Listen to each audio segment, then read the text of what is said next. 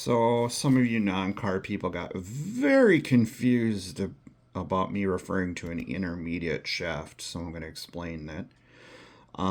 Used to be way back in Grandpa and Great Grandpa's day, cars would be what was called rear wheel drive. So, the engine would be mounted here, and then it would input into the transmission. That transmission would step the rotational spin down from the engine and then transmit it via drive shaft up to the rear wheel drive.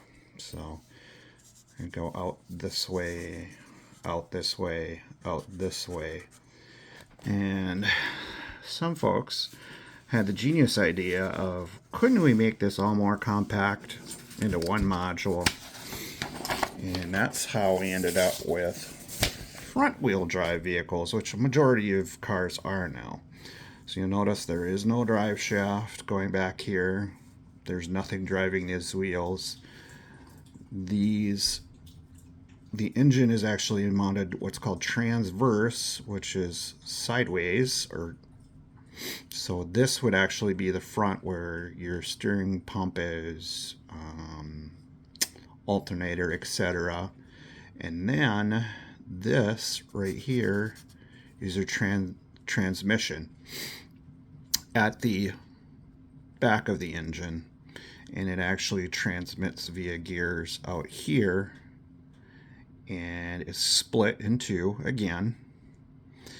One side goes out to the side, driver's side, and usually what they'll do, manufacturers will do, is put what's called an intermediate shaft here, so that when you have to replace this universal or CV axle, they just have to replace this portion here. They don't have to go all the way through into the engine bay and basically disassemble the engine to get this whole complete assembly apart. So the gentleman was referring, just take the intermediate shaft out. That is not a fun job, and I would not recommend it. If there's any way possible not removing the intermediate shaft, leave it in place. And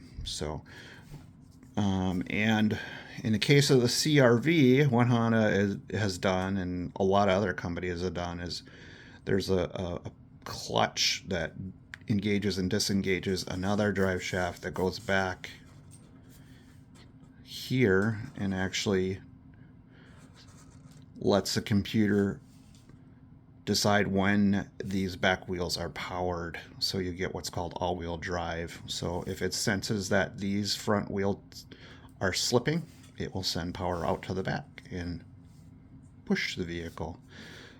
But about 80% of the time, these front wheels are pulling the vehicle forward.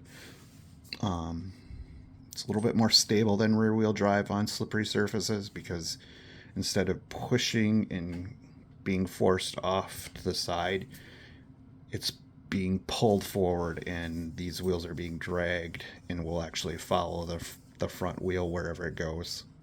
So hope that makes sense. Thanks much. Peace out.